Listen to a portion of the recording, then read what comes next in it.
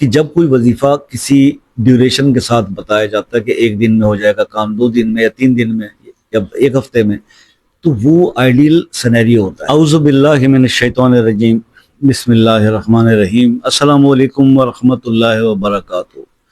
دوستو، پیش خدمت ہے 3 دن میں ہر حاجت پوری کر دینے والا ایک معجزاتی عمل،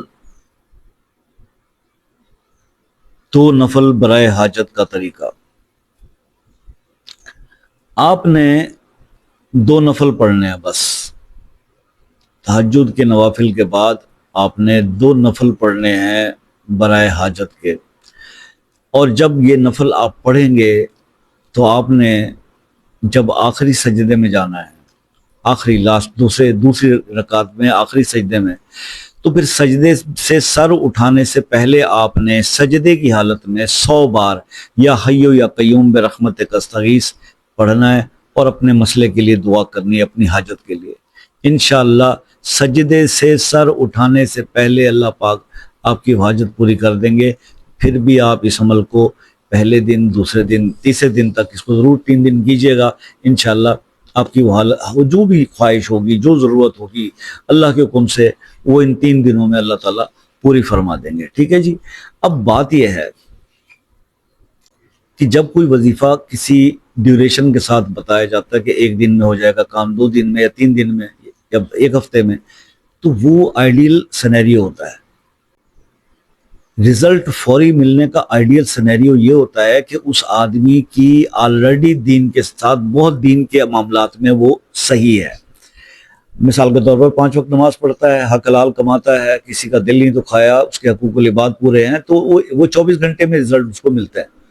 اب ایک آدمی ہے ان سب چیزوں سے دور ہے اور وہ کہہ رہا ہے کہ جی مجھے 24 گھنٹے میں رزلٹ کیوں نہیں ملے؟ بھائی پہلے آپ کو اپنے آپ کو اس لیول پر، جو ایک سرٹن لیول ہے کامیابی کا وظائف کے حساب سے، پہلے اس پر پورا اترنا ہوگا نا۔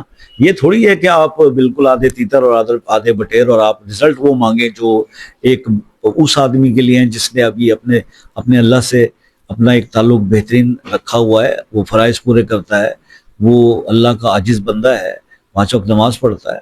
تو پہلے آپ کو ویسا بننا ہوگا۔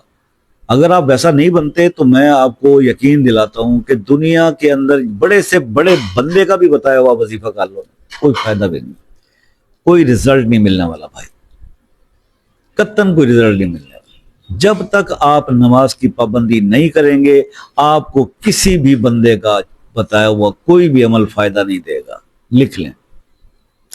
تو اس لیے اپنی نمازوں کو بہتر بنائیں، اپنی نماز کی پابندی کی طرف جائیں، حقوق اللہ عبادت کے بعد حقوق العباد کا بھی خیال کریں، تو دھن آپ کو ریزلٹس ملتے ہیں، دھن مسائل حل ہوتے ہیں، پھر دعائیں قبول ہوتی ہیں۔ ٹھیک ہے، تو یہ چیز میں نے آج آپ کے ساتھ ڈسکس کرنی تھی، امید ہے آپ کو سمجھ میں آیا ہوگا۔ بہرحال بھائی، دعاؤں کی درخواست ہے، اور اگر کسی مسئلے میں مجھ سے دعا چاہیے تو مسئلہ اپنے نام کے ساتھ کمنٹ سیکشن میں لکھ دیں۔